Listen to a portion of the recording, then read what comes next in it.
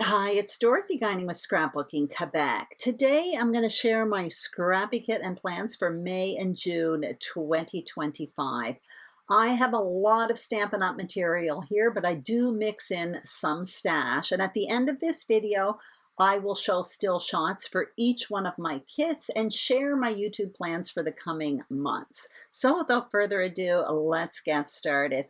This first collection is called Florals in Bloom, and it's one of the brand new collections in the 2025-2026 annual catalog, which will be released officially on May 6th. If you ordered via my website, there's always a link in the description box below. If you ordered from there over the past year, you will get one of these catalogs in the mail. So here is what I have from that Florals in Bloom suite. So I have some paper embellishments along with some tools. So we're going to start by looking at this 12 by 12 paper pack. So there are 12 pattern papers, 2 in each design. And true to the name, it is very, very floral. The flip side is always kind of a tone on tone paper, which is good for me. I love florals and I love all of this, but I definitely need B-sides to be able to scrapbook the way I like to scrapbook. Also, you're going to see later on, I do bring in other paper as well. So this particular paper pack has all of the brand new in colors. Stampin' Up! Comes out with 5 new colors a year, and you find it in their papers and their inks and in their embellishments. So this particular paper pack has all of the 5 new in colors. Actually, the colors listed for this collection, there are 13 of them. So there are many, many colors to choose from. I wasn't able to order the solid coordinating paper pack that goes with this collection in advance, but I plan to do it on May 6th. What I did order, however, was the 8.5 by 11 in color cardstock pack. So I'm showing you the 5 new in colors there. Again, they are all found in this pattern paper pack, and I do plan to order some of the 12 by 12s as well. Here is one of the tool sets that go with it. It's called Pretty Floral. So I have stamps along with dies. There was another stamp and die set that coordinated with this collection as well, but I didn't get it. I also have some flat backed adhesive pearls, and they are in all the very same in colors as well. From my stash, I am bringing in 12 by 12 willow white cardstock along with that garden green two-tone cardstock. I'm also going to bring in another paper pack. It's going to be my trusty Country Woods paper pack. I use this all the time. I use it alone and I often pair it with other collections. I love wood grain with florals, and with these busy patterns, I think this wood grain's really going to help tone it down. And I'm happy to report that this Country Woods paper pack is being carried over into the brand new catalog. I'm bringing in a few alpha packs from my stash. The pink ones are from the Hip Kit Club. The green ones are from Pink Fresh Studio. And that ribbon color, I got it free during the celebration event from Stampin' Up! In January and February, and the color is Fresh Fuchsia. Now here is another collection that I got from the brand new 2025-2026 catalog. It's called Beautiful Gallery. What I got from this is simply a 6 by 6 paper pack along with some metallic adhesive dots. I brought in other material from my stash. There were tools that went with this collection, maybe a few other things, some ribbons, something like that. All I got was a 6 by 6 paper pack. You can see that I am bringing in some 12 by 12 paper. This is the Woven Textures paper pack that was released online by Stampin' Up! At the beginning of March. So as you can see, it's woven textures, and that's exactly what it is, and a bunch of neutrals. I find this pairs really, really well with that 6 by 6 paper pack, and you will see when I go through the paper pack for yourself. In addition to that, there were tools that went with this collection, but I'll talk about that later. I ended up pulling them in from my stash stuff that I had that was very, very similar. So for the 6 by 6 paper pack, it's absolutely beautiful. Some of them look like paintings, and the flip side is more of a tone on tone. And there are 4 in each one of these papers. I absolutely love it. Typically for me, photorealistic papers I have trouble using. These aren't really photorealistic, they're more like painting realistic, but they are absolutely gorgeous. And of course, there is always the B-sides, which is more of a tone on tone, but I find it gorgeous and I find it looks so nice with that woven textures paper pack as well. You're going to see as well, I do bring in a bit of solid cardstock as well from my stash, and I'll show you that in a moment. On the back of all Stampin' Up! Paper packs, they do list the colors that are in the collection. So what I did for this one is I just simply looked at the colors that were listed and then I went through my stash. So you can see I'm showing you some of that two-tone cardstock there. The first one is called Mossy Meadow. The second, Lost Lagoon. Now I'm showing you Crumb Cake, and this one is Black. So like I mentioned earlier, I didn't buy the tools that went with this collection. Instead, I pulled in stuff from my stash. But before that, I'm showing you that I brought in some metallic paper as well. That color is brass. It's probably a retired one from Stampin' Up!, but I thought it went with those metallic dots. So this collection came with one of the two bundles. One of them had frames, but I have some frame bundles already in my stash. I just showed you a die set. It's called Heirloom Frames. And in addition, there was an embossing folder that went with it. And this is another one. It's called Fabulous Frames. I have never even used it. So that is fine. I didn't need to buy more frame dies when I already have some in my stash. And in addition to that, you can see I brought in two black alpha sets.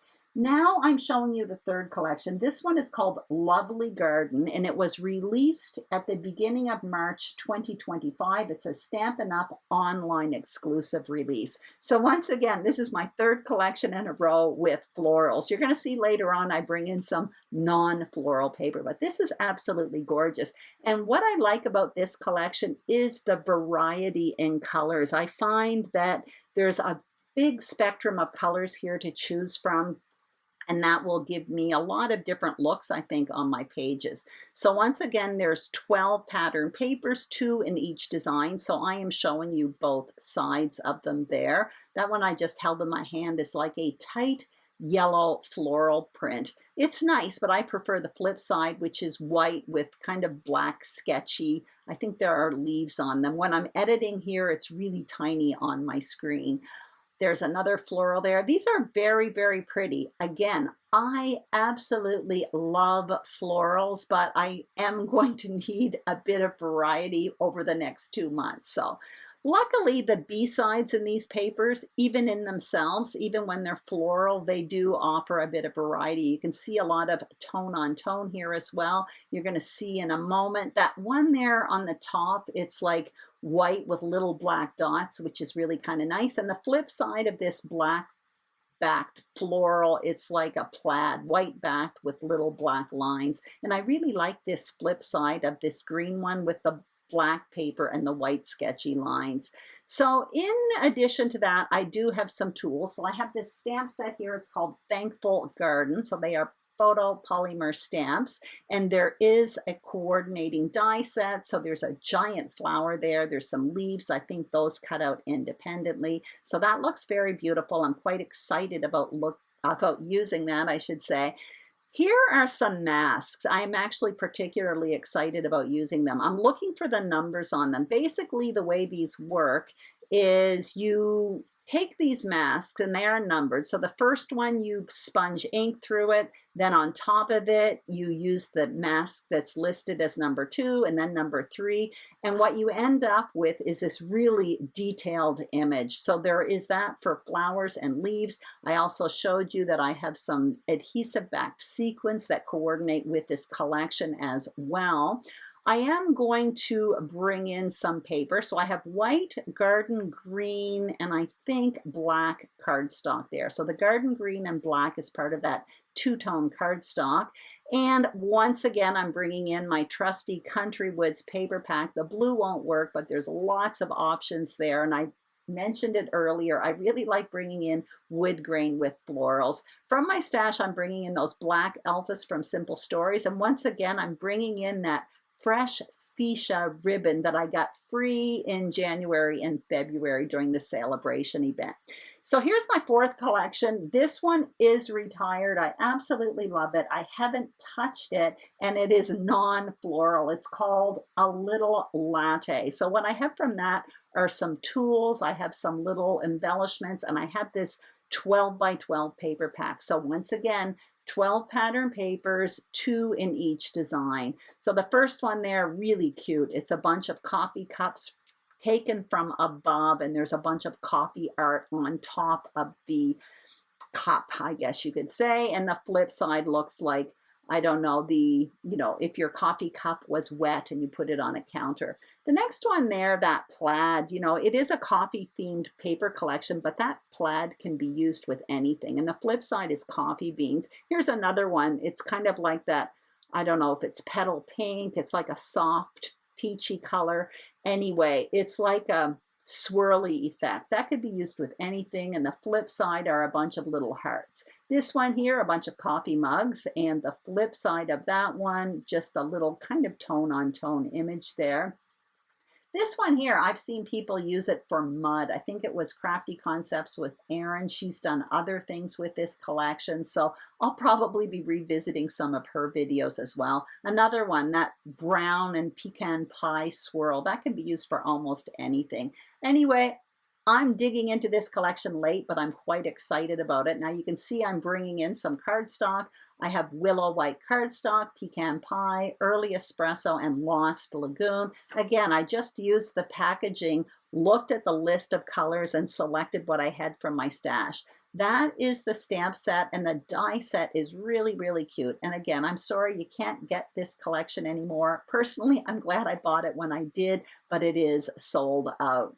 Anyway, now what I'm going to show you, oh yeah, I do have those little adhesive back dots. They coordinate with this collection as well. I think I bring in some paper from my stash as well. Okay, once again, I'm bringing in those woven textures. That's that paper pack that was released online by Stampin' Up! At the beginning of March. I do think this paper pack is going to be kind of like the Country Woods one. I'm going to be able to bring it in with lots of different collections.